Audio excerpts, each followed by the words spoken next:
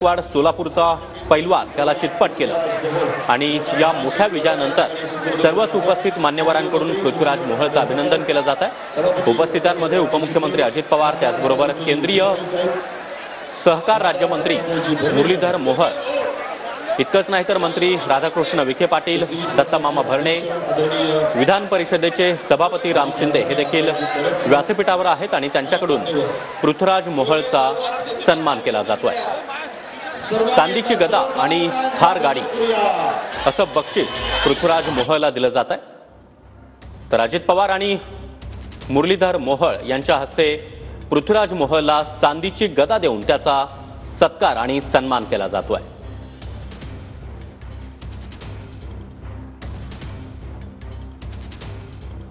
तर अजित पवारांकडून पृथ्वीराज मोहोळला ही चांदीची गदा दिलेली आहे आणि त्यानंतर पृथ्वीराज मोहोळ जल्लोष साजरा करताना पाहायला मिळतोय। 67व्या महाराष्ट्र केसरी कुस्ती स्पर्धेचा अंतिम थरार संपूर्ण महाराष्ट्रानं अनुभवला।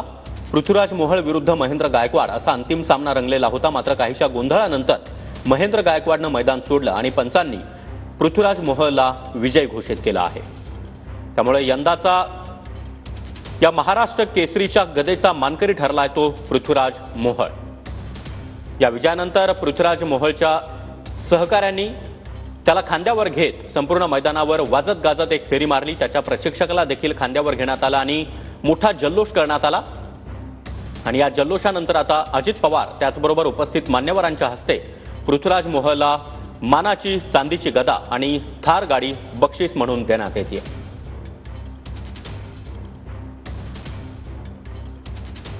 तर यंदाची महाराष्ट्र केसरी कुस्ती स्पर्धा काहीशी गोंधळाची ठरलेलं पाहायला मिळालं। यापूर्वीच्या सामन्यामध्ये पृथ्वीराज मोहोळ विरुद्ध शिवराज राक्षे यांच्यामध्ये जो काही सामना झाला त्या सामन्यामध्ये पंचांनी दिलेल्या निर्णयावरून शिवराज राक्षेनं आपल्याला हा निर्णय मान्य नसल्याचं म्हटलं। त्यानं पंचांना लाथ देखील मारल्याचं या सामन्यानंतर पाहायला मिळालं। मात्र अखेर पंचांचा निर्णय हा अंतिम ठेवण्यात आला आणि त्यानंतर पृथ्वीराज मोहोळ विरुद्ध महेंद्र गायकवाड असा अंतिम सामना रंगला। या सामन्यामध्ये देखील काहीसा गोंधळ पाहायला मिळाला। या गोंधळानंतर महेंद्र गायकवाडनं मैदान सोडलं आणि अखेर पृथ्वीराज मोहोळ हा यंदाच्या महाराष्ट्र केसरीच्या चांदीच्या गदेचा मानकरी ठरला आहे। तर अहिल्यानगरमध्ये ही कुस्ती स्पर्धा पार पडली। अहिल्यानगरमध्ये पार पडलेल्या या महाराष्ट्र केसरी कुस्ती स्पर्धेचा मानकरी ठरला, विजेता ठरला तो पुण्याचा पृथ्वीराज मोहोळ। अंतिम सामन्यामध्ये पुण्याचा पृथ्वीराज मोहोळ विरुद्ध सोलापूरचा महेंद्र गायकवाड असा जोरदार सामना पाहायला मिळाला। साधारणपणे 10 मिनिटं रंगलेल्या या कुस्तीच्या सामन्यामध्ये या थरारामध्ये पृथ्वीराज मोहोळनं बाजी मारली आहे आणि यंदाचा महाराष्ट्र केसरी ठरला तो म्हणजे पुण्याचा पृथ्वीराज मोहोळ।